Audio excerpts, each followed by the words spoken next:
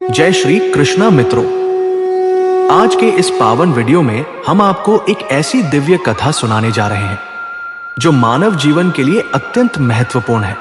ये कथा न केवल आपको ये बताएगी कि इस संसार में सबसे बड़ा दान कौन सा है, बल्कि ये भी सिखाएगी कि हम अपने जीवन में बुरे और स्वार्थी लोगों की पहचान कैसे कर सकते हैं।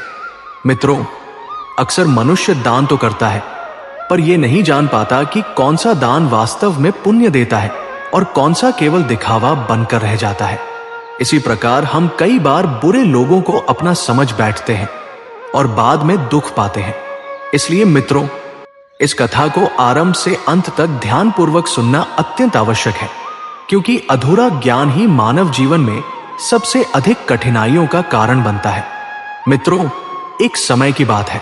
क्षीर सागर में भगवान श्री हरि विष्णु अपने दिव्य आसन पर विराजमान थे और उनके समीप माता लक्ष्मी जी विराजित थी। उस समय भगवान विष्णु ने देखा कि माता लक्ष्मी जी किसी गहन विचार में डूबी हुई हैं। उनके मुख पर गंभीरता थी और नेत्रों में एक गहरी जिज्ञासा झलक रही थी। माता लक्ष्मी को इस प्रकार चिंतन में मग्न देखकर भगवान विष्णु मंद मंद मुस्कुराए और प्रेम पूर्वक बोले, हे देवी, आज ऐसा प्रतीत होता है कि आप किसी गंभीर विचार में डूबी हुई हैं। आपके मन में अवश्य कोई प्रश्न है। आप निःसंकोच होकर मुझसे पूछिए, मैं आपके प्रत्येक प्रश्न का समाधान अवश्य करूंगा। भगवान विष्णु के मधुर वचनों को सुनकर माता लक्ष्मी ने विनम्र स्वर में कहा, हे प्रभु, आज मेरे मन में एक गहरी जिज्ञासा उत्पन्न हुई है। मैं ये जानना चाहती हूं कि इस संसार में सबसे बड़ा दान कौन सा है, जिसे करने से मनुष्य को पूर्ण पुण्य की प्राप्ति होती है।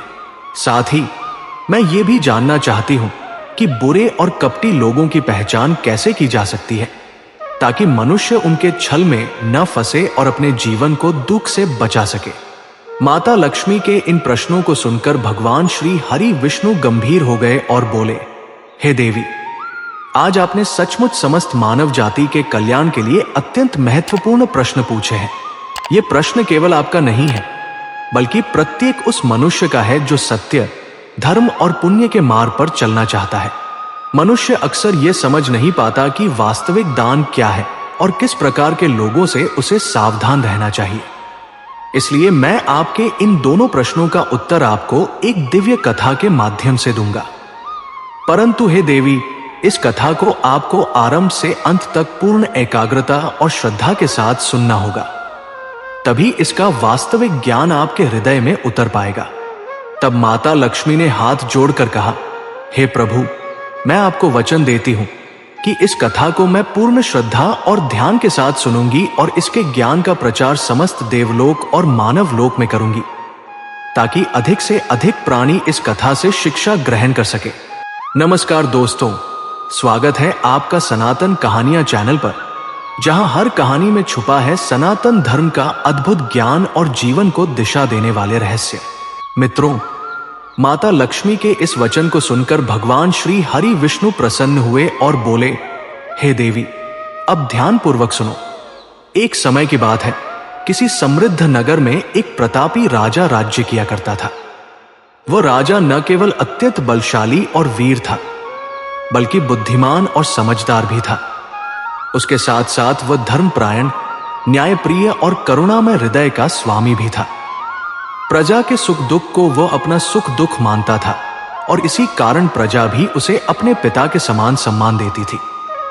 उस राजा की रानी भी संस्कारों से परिपूर्ण, शीलवान और अत्यंत धार्मिक स्वभाव की थी। दोनों पति पत्नी भगवान भोलेनाथ के अनन्य भक्त थे।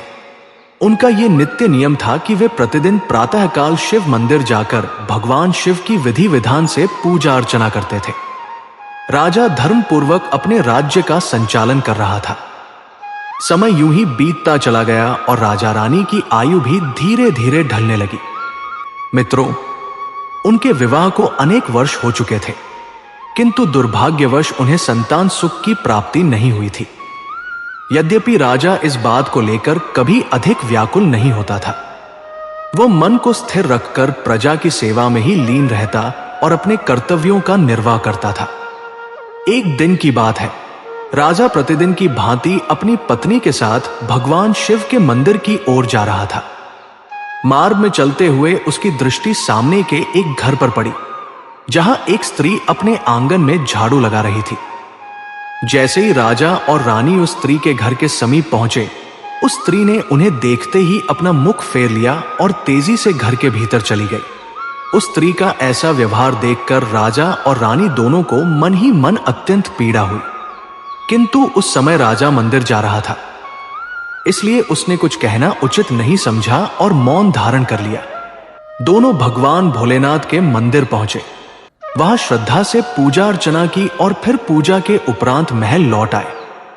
परंतु मित्रों, महल पहुंचते ही राजा का मन शांत नहीं हुआ। उस स्त्री का व्यवहार बार बार उसके मन में कौंध रहा था। तभी राजा ने अपने एक विश्वसनीय सैनिक को बुलाया और आदेश दिया कि नगर के बाहरी क्षेत्र में रहने वाली उस स्त्री को सम्मान पूर्वक महल ले आओ।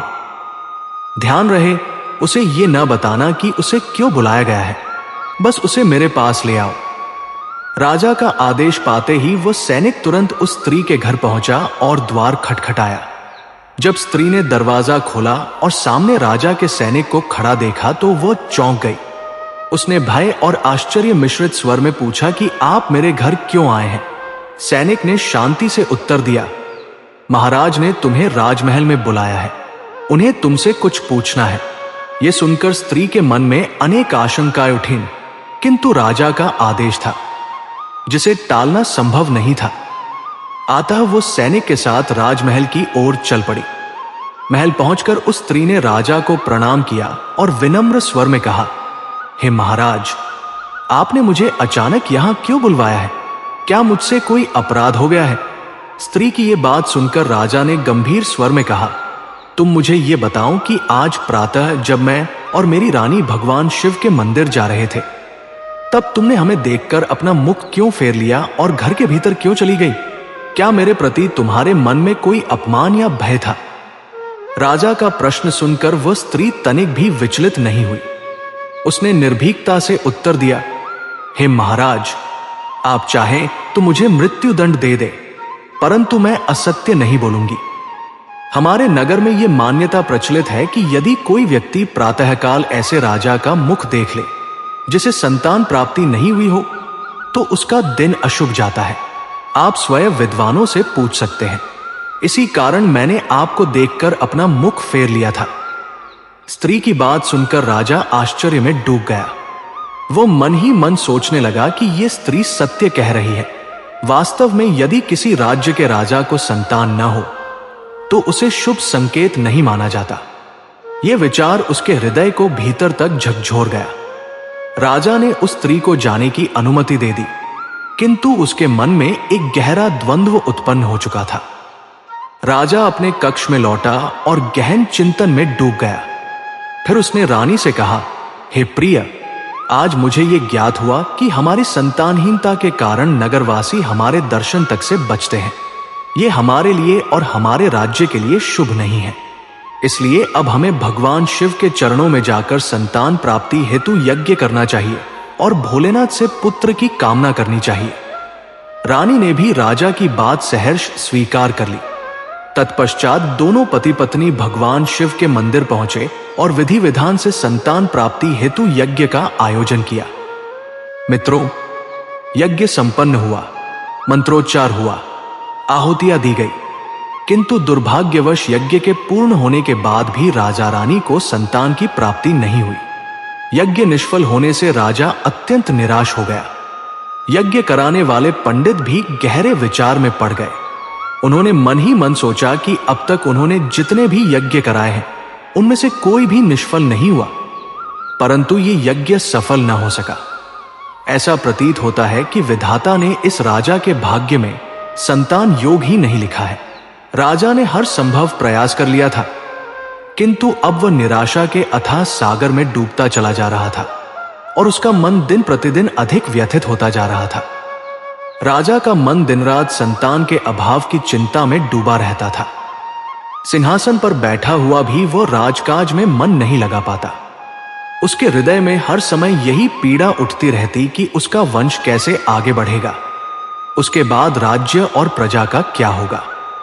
इसी चिंता में एक दिन सिंहासन पर बैठे बैठे राजा को अचानक स्मरण आया कि पास के दूसरे नगर के वन क्षेत्र में एक महान तपस्वी महात्मा निवास करते हैं, जिनकी सिद्धि और ज्ञान की ख्याति दूर दूर तक फैली हुई है।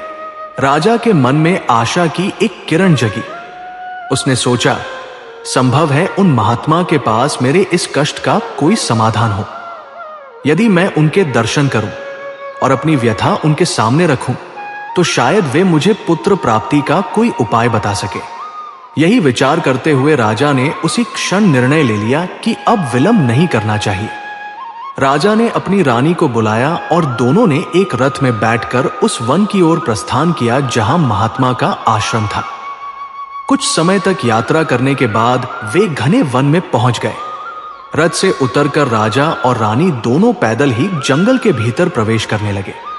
ऊंचे नीचे पथों, घने वृक्षों और शांत वातावरण से गुजरते हुए वे धीरे धीरे महात्मा की कुटिया की ओर बढ़ने लगे। भगवान श्री हरि विष्णु देवी लक्ष्मी से कथा कहते हुए आगे बताते हैं, हे देवी, कुछ ही समय बाद राजा और रानी उस तपस्वी महात्मा की कुटिया के समीप पहुंच गए। वहां उन्होंने देखा कि एक विशाल वृक्ष के नीचे महात्मा जी ध्यानमग्न अवस्था में साधना में लीन हैं।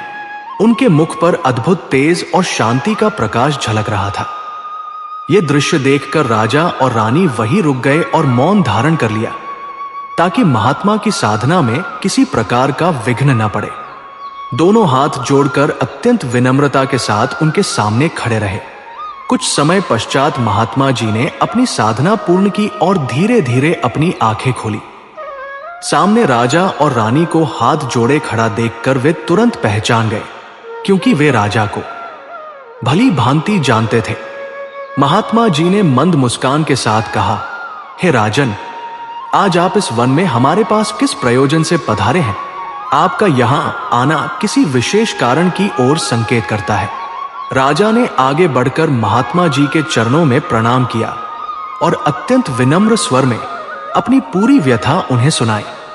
उसने बताया कि किस प्रकार उसने पुत्र प्राप्ति के लिए यज्ञ कराए, व्रत रखे और पूजा अर्चना की, परंतु उसके सभी प्रयास निष्फल रहे।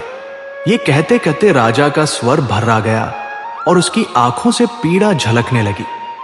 राजा की बात सुनकर महात्मा जी कुछ क्षण मौन हो गए। उन्होंने अपनी आंखें बंद कर ली और ध्यान मग्न होकर राजा के जीवन और उसके पूर्व जन्म के कर्मों का आंतरिक दृष्टि से अवलोकन करने लगे। वातावरण एकदम शांत हो गया। कुछ देर बाद महात्मा जी ने अपनी आंखें खोली और गंभीर स्वर में बोले, हे राजन, मैंने आपके जीवन का एक ऐसा सत्य देखा है जिसे सुनकर आपको कष्ट हो सकता है। आपके पूर्व जन्म में किए गए एक गंभीर पाप का फल इस जन्म में आपको भोगना पड़ रहा है। उसी कर्म के कारण आपके भाग्य में संतान सुख का योग नहीं बन पा रहा है, इसलिए आपके सभी प्रयास निष्फल हो रहे हैं। महात्मा जी की ये बात सुनते ही राजा का हृदय कांप उठा। वह तुरंत उनके चरणों में गिर पड़ा और अत्यंत व्याकुल होकर बोला, हे महात्मा, कृपया ऐसा मत कहिए। आप ही मेरे इस दुख को दूर करने का कोई उपाय बताइए। मैं आपके शरणागत हूं। राजा की दशा देखकर महात्मा जी का हृदय करुणा से भर उठा। उन्होंने राजा को उठाया और शांत स्वर में बोले, हे राजन, इतनी अधीरता आपको शोभा नहीं देती। प्रत्येक समस्या का कोई न कोई समाधान अवश्य होता है। अब ध्यान से मेरी बात सुनो। मैं तुम्हें इस कष्ट से मुक्ति का उपाय बताता हूं। इतना कहकर महात्मा जी अपनी कुटिया के भीतर गए और थोड़ी ही देर में एक कटोरी में खीर लेकर बाहर आए। उन्होंने वो खीर राजा को सौंपते हुए कहा, राजन, जब तुम महल लौटो तो तुम और रानी साहिबा दोनों स्नान आदि करके इस खीर को प्रसाद के रूप में ग्रहण करना। ऐसा करने से तुम्हें अवश्य ही पुत्र की प्राप्ति होगी। फिर महात्मा जी ने गंभीर स्वर में आगे कहा, परंतु राजन, मेरी एक बात सदा स्मरण रखना। इस पुत्र की आयु केवल 20 वर्ष की ही होगी। जिस दिन वह 20 वर्ष का होगा, उसी दिन उसका देहांत हो जाएगा। महात्मा जी की यह बात सुनकर राजा गहन विचार में डूब गया। कुछ क्षणों तक वह मौन रहा। फिर उसने मन ही मन सोचा, चाहे 20 वर्ष के लिए ही सही, कम से कम संतानहीनता का यह कलंक तो मिट जाएगा। हमें पुत्र का सुख तो प्राप्त होगा। इस प्रकार राजा ने इस सत्य को स्वीकार कर लिया। राजा ने हाथ जोड़कर महात्मा जी से कहा, हे महात्मा, आपका आशीर्वाद और मार्गदर्शन हमें स्वीकार है। कृपा करके हमें यह अवसर प्रदान कीजिए। महात्मा जी ने प्रसन्न होकर राजा को आशीर्वाद दिया। इसके बाद राजा और रानी ने महात्मा जी को श्रद्धा पूर्वक प्रणाम किया और आशा तथा भय दोनों को हृदय में समेटे हुए अपने महल की ओर लौट चले। इसके पश्चात राजा और रानी महल लौट आए। महल पहुंचकर दोनों ने विधि विधान से स्नान किया और भगवान भोलेनाथ का स्मरण करते हुए उस खीर को प्रसाद मानकर पूर्ण श्रद्धा और विश्वास के साथ ग्रहण किया। मित्रों, महात्मा जी की कृपा का प्रभाव कुछ ही दिनों में प्रकट हो गया और रानी गर्भवती हो गई। जब यह शुभ समाचार राजा को प्राप्त हुआ तो उसके हृदय की प्रसन्नता का कोई ठिकाना न रहा। वह आनंद से भर उठा और भगवान शिव के प्रति कृतज्ञता से नतमस्तक हो गया।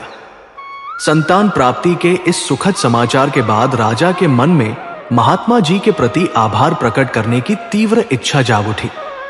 उसने निश्चय किया कि वह स्वयं वन जाकर महात्मा जी को धन्यवाद देगा। राजा ने अपने रथ में अनेक प्रकार के फल, फूल, उत्तम वस्त्र और अन्य भेंट सामग्री रखवाई और वन में स्थित महात्मा जी की कुटिया की ओर प्रस्थान किया। कुटिया के समीप पहुंचकर राजा ने रथ रुकवाया और अत्यंत विनम्र भाव से नीचे उतरकर महात्मा जी के पास पहुंचा। राजा ने आदरपूर्वक सभी वस्त्र, फल और पुष्प उनके चरणों में अर्पित किए और गहरे सम्मान के साथ प्रणाम करते हुए कहा, हे महात्मा, आपकी कृपा से ही हमें संतान सुख की प्राप्ति हुई है। कृपया मेरी एक छोटी सी भेंट स्वीकार करें। राजा की नम्रता और कृतज्ञता देखकर महात्मा जी अत्यंत प्रसन्न हुए। उन्होंने राजा की भेंट स्वीकार की और उसे आशीर्वाद देते हुए कहा, हे राजन, तुम्हारी सच्ची भक्ति और दृढ़ संकल्प ने ही तुम्हारे जीवन को फलित किया है। तुम्हारा यह भाव अत्यंत मूल्यवान है। जाओ, तुम्हारी संतान गुणवान, वीर और धर्मनिष्ठ होगी। महात्मा जी का आशीर्वाद पाकर राजा ने उन्हें पुनः प्रणाम किया और संतोष से भरे हृदय के साथ महल लौट आया। महल पहुंचकर राजा ने हर्षोल्लास के साथ उत्सव मनाया। भगवान श्री विष्णु जी कथा कहते हुए आगे बताते हैं, हे देवी, समय इसी प्रकार बीतता गया और अंततः वो शुभ घड़ी भी आ पहुंची जब राजा के यहां एक तेजस्वी पुत्र का जन्म हुआ। पुत्र के जन्म के साथ ही पूरे महल में आनंद और उल्लास की लहर दौड़ गई। राजा ने इस शुभ अवसर पर पूरे नगर में उत्सव का आयोजन कराया। ढोल नगाड़े बजे, दान पुण्य हुआ और प्रजा ने अपने राजा को हर्ष के साथ बधाइयां दी। उस बालक का नाम सिद्धार्थ रखा गया।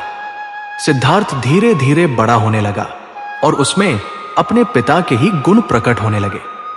वह धर्मनिष्ठ, साहसी और भक्तिभाव से युक्त था। उसके आचरण और संस्कार देखकर राजा का हृदय गर्व से भर उठता। सभी लोग ये देखकर आश्वस्त हो गए थे कि ये बालक आगे चलकर अपने पिता की भांति एक महान और न्यायप्रिय राजा बनेगा। समय के साथ साथ राजा का प्रेम अपने पुत्र के प्रति और अधिक गहरा होता चला गया। संतान सुख की प्राप्ति ने उसकी पूर्व की सभी चिंताओं को मानो समाप्त कर दिया था। राजा अपने पुत्र में ही संपूर्ण संसार का आनंद देखने लगा। पुत्र स्नेह में इतना डूब गया कि वह यह महत्वपूर्ण सत्य भी भूल बैठा कि सिद्धार्थ की आयु केवल 20 वर्ष ही निश्चित है। भगवान श्री विष्णु जी आगे कहते हैं, हे देवी, एक दिन अचानक राजा को महात्मा जी की वह वाणी स्मरण आ गई जिसमें उन्होंने पुत्र की अल्पायु की बात कही थी। यह स्मरण आते ही राजा का हृदय भय और चिंता से भर गया। जब सिद्धार्थ की आयु 15 वर्ष हुई तब राजा दिन रात उसके भविष्य को लेकर व्याकुल रहने लगा। इसी समय एक अन्य नगर में एक अत्यंत पराक्रमी राजा राज्य करता था। उसकी एकमात्र पुत्री थी जो अपनी सुंदरता और करुणा के लिए दूर दूर तक प्रसिद्ध थी। वह देखने में ऐसी प्रतीत होती थी मानो स्वर्ग की कोई अप्सरा पृथ्वी पर अवतरित हो गई हो। उसका स्वभाव अत्यंत दानी और सौम्य था क्योंकि उसे बचपन से ही धर्म और संस्कारों की शिक्षा मिली थी। उसका हृदय करुणा और उदारता से परिपूर्ण था। वह राजकुमारी भी अपने गुणों के साथ धीरे धीरे युवा अवस्था की ओर बढ़ रही थी।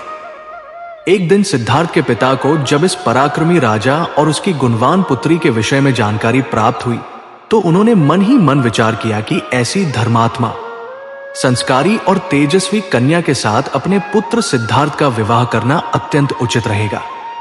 राजा ने सोचा कि मुझे तो ठीक वैसी ही कन्या की खोज थी जिसके साथ मेरे पुत्र का विवाह हो और हमारी वंश परंपरा आगे बढ़े। इसी विचार के साथ राजा ने निश्चय किया कि वह उस राजा के समक्ष अपने पुत्र के विवाह का प्रस्ताव रखेगा। भगवान श्री विष्णु माता लक्ष्मी से कहते हैं, हे देवी, इसके पश्चात सिद्धार्थ के पिता ने संदेशवाहकों के माध्यम से दूसरे नगर के राजा तक विवाह का प्रस्ताव भेज दिया। जब दूसरे नगर के राजा ने यह प्रस्ताव सुना तो उसने भी गंभीरता से विचार किया। उसने सोचा कि अब समय आ गया है कि अपनी पुत्री का विवाह कर दिया जाए। उसने यह भी सुना था कि इस राजा के पुत्र की आयु केवल 20 वर्ष निर्धारित है, किंतु वो यह भी जानता था कि सिद्धार्थ अत्यंत योग्य, पराक्रमी और धर्मपरायण है। राजा ने यह विचार किया कि भले ही भविष्य अनिश्चित हो, पर यदि उसकी पुत्री के यहां संतान हो गई तो उसका वंश आगे बढ़ेगा और पुत्री भी अपनी संतान के साथ सुखी रह सकेगी। इन सभी विचारों को मन में रखते हुए उस राजा ने सिद्धार्थ के विवाह प्रस्ताव को सहर्ष स्वीकार कर लिया। इसके पश्चात कुछ ही दिनों में शुभ मुहूर्त निर्धारित किया गया और विधि विधान के साथ सिद्धार्थ का विवाह उस गुणवान और सुंदर राजकुमारी के साथ संपन्न हो गया। जब वे दोनों यमदूत ये विचार कर ही रहे थे, तभी उसी समय एक अन्य नगर में घटित हो रही एक करुण कथा की ओर विधि की दृष्टि जा पड़ी। उस नगर में एक अत्यंत निर्धन ब्राह्मण निवास करता था। उसकी एकमात्र पुत्री थी जिसका विवाह उसने समय रहते कर दिया था, परंतु दुर्भाग्य ने उस कन्या के जीवन को सुख देने के स्थान पर पीड़ा से भर दिया। उसका पति दुष्ट प्रवृत्ति का व्यक्ति था जो नित्य मदिरापान करता, जुए में अपना समय और धन नष्ट करता और पराई स्त्रियों के साथ अनुचित संबंध रखता था। इतना ही नहीं, वो नशे की अवस्था में अपनी पत्नी के साथ क्रूर व्यवहार करता, उसे मारता पीटता और अपमानित करता था। यहां तक कि कई बार उसे घर से निकाल देने की धमकी भी देता था। इस निरंतर अत्याचार के कारण उस गरीब ब्राह्मण की बेटी का जीवन अत्यंत दुखमय हो गया था। फिर भी वो अपने भाग्य को सहते हुए पति के साथ रह रही थी कि इसी बीच वो गर्भवती हो गई। परंतु एक दिन जब पति की मारपीट और अपमान उसकी सहन शक्ति से बाहर हो गया, तब वो अपने मायके लौट आई। आंसुओं से भरी आंखों के साथ उसने अपने पिता से कहा, पिताजी, अब मुझसे अपने पति के साथ रहना संभव नहीं है। वो प्रतिदिन मुझे मारता है, अपमानित करता है और मैं इस पीड़ा को और सहन नहीं कर सकती। मुझे क्षमा कर दीजिए, पर अब मैं यहीं रहना चाहती हूं। उसका पिता उस समय अत्यंत वृद्ध हो चुका था। उसकी आयु ढल चुकी थी और आजीविका का कोई निश्चित साधन भी नहीं बचा था। वो प्रतिदिन नगर के घर घर जाकर भिक्षा मांगता था ताकि किसी प्रकार अपने और अपनी पुत्री का जीवन चला सके। भगवान श्री विष्णु कथा सुनाते हुए आगे कहते हैं, हे देवी, जब उस ब्राह्मण की पुत्री का गर्भकाल पूर्ण हुआ, तब उसने एक सुंदर पुत्र को जन्म दिया, किंतु प्रसव के बाद उसे तीव्र भूख सताने लगी। प्रसव के उपरांत शरीर अत्यंत दुर्बल हो जाता है और भूख कई गुना बढ़ जाती है। वह बार बार अपने पिता से भोजन मांगने लगी। दुर्भाग्यवश उस दिन उसका पिता प्रातःकाल से ही भिक्षा के लिए नगर नगर भटक रहा था, परंतु रोज रोज भिक्षा मांगने से लोग ऊब चुके थे और उस दिन किसी ने भी उसे भोजन नहीं दिया। मित्रों, गरीबी किसी भी मनुष्य के लिए सबसे बड़ा अभिशाप होती है। ये न केवल शरीर को बल्कि आत्मसम्मान और अस्तित्व को भी तोड़ देती है। उस दिन वो वृद्ध ब्राह्मण खाली हाथ ही घर लौट आया। इधर उसकी पुत्री भूख से अत्यंत व्याकुल हो चुकी थी। जब उसने अपने पिता को निराश और खाली हाथ लौटते देखा तो वो फूट फूट कर रोते हुए बोली, पिताजी, अब मुझसे ये भूख सहन नहीं हो रही। पूरे 3 दिन हो गए हैं, मैंने भोजन का एक कण तक नहीं खाया। ऐसा लग रहा है जैसे भूख के कारण मेरे प्राण निकल जाएंगे। यदि आपको कहीं से थोड़ा सा भी अन्न मिला हो तो कृपया मुझे दे दीजिए, नहीं तो मैं जीवित नहीं रह पाऊंगी। अपनी बेटी की ये दशा देखकर वृद्ध ब्राह्मण का हृदय करुणा से भर आया। उसने उसे ढाढ़स बंधाते हुए कहा, पुत्री, तुम चिंता मत करो। मैं अभी दूसरे नगर जाऊंगा और वहां के राजा के महल के द्वार पर भिक्षा मांगूंगा। यदि वहां से कुछ भी मिल गया तो तुरंत तुम्हारे लिए लेकर लौट आऊंगा। यह कहकर वो वृद्ध ब्राह्मण फिर से निकल पड़ा। उधर राजकुमार सिद्धार्थ की पत्नी, जो प्रतिदिन निर्धनों को भोजन कराया करती थी, उस दिन एक विशेष कारण से यह सेवा नहीं कर पाई थी। उस दिन राजा और रानी दोनों ही पुत्र मोह के कारण अत्यंत चिंतित और अस्वस्थ हो गए थे। सिद्धार्थ की पत्नी उनकी सेवा और देखभाल में लगी हुई थी, इसलिए उस दिन उसने गरीबों को भोजन नहीं कराया था, किंतु उसने अपने पति के लिए भोजन अवश्य बनाया था और सुंदर थाल सजाकर रख दी थी कि जब सिद्धार्थ बगीचे से लौटेंगे तब वो उन्हें भोजन कराएगी। भगवान श्री विष्णु आगे कहते हैं, हे देवी, तभी वो वृद्ध ब्राह्मण राजमहल के द्वार पर पहुंचा। जैसे ही राजकुमार की पत्नी की दृष्टि उस पर पड़ी, उसके हृदय में दया की लहर उमड़ पड़ी। वह ब्राह्मण अत्यंत विनम्र स्वर में उसकी ओर देखकर बोला, हे पुत्री, यदि मुझे इसमें से थोड़ा सा भोजन मिल जाए तो तुम पर मेरा बहुत बड़ा उपकार होगा। उसकी बात सुनकर राजकुमार की पत्नी का मन करुणा से भर गया। उसने सोचा, ये तो कोई भूखा और निर्धन ब्राह्मण है जो मुझसे भोजन की याचना कर रहा है। वो उसे भोजन देने को तैयार हो गई, परंतु तभी उसके मन में एक क्षण के लिए विचार आया कि यह भोजन तो मैंने अपने पति के लिए बनाया है। यदि मैं इसे दे दूंगी तो मेरे पति क्या खाएंगे। पर अगले ही पल उसने मन ही मन निर्णय किया कि मेरे पति अभी बगीचे में टहलने गए हैं, उनके लौटने से पहले मैं उनके लिए फिर से भोजन बना सकती हूं। किंतु इस समय इस भूखे ब्राह्मण की सहायता करना अधिक आवश्यक है। यह सोचकर उसने अपने पति के लिए बनाया हुआ संपूर्ण भोजन उस वृद्ध ब्राह्मण को दे दिया। वह ब्राह्मण भोजन की थाली लेकर अत्यंत प्रसन्नता और आशा के साथ शीघ्रता से अपने घर की ओर चल पड़ा। उधर राजकुमार सिद्धार्थ, जो कुछ समय पहले बगीचे में टहलने गया था, अब धीरे धीरे अपने कक्ष की ओर लौट रहा था। बगीचे के बाहर यमराज के दोनों दूत पहले से ही सतर्क खड़े थे। उनका उद्देश्य स्पष्ट था, आज ही राजकुमार के प्राण लेकर यमलोक लौट जाना। धर्मराज की माया से प्रेरित होकर वही सांड भी बगीचे के आसपास घूम रहा था। यमदूत आपस में मन ही मन सोच रहे थे कि अब केवल कुछ ही क्षण शेष है। जैसे ही ये सांड राजकुमार को पीछे से ठोकर मारेगा, उसी क्षण हम उसके प्राण हर लेंगे और अपना कार्य पूर्ण कर लेंगे। भगवान श्री विष्णु माता लक्ष्मी से कहते हैं, हे देवी, जब वह घर पहुंचा तो उसकी पुत्री 3 दिनों की भूखी थी। उसने कई दिनों से कुछ भी नहीं खाया था और उसके चेहरे पर भूख और पीड़ा की गहरी छाया स्पष्ट दिखाई दे रही थी। उसने बिना विलंब किए अपनी भूखी पुत्री को वह भोजन परोस दिया।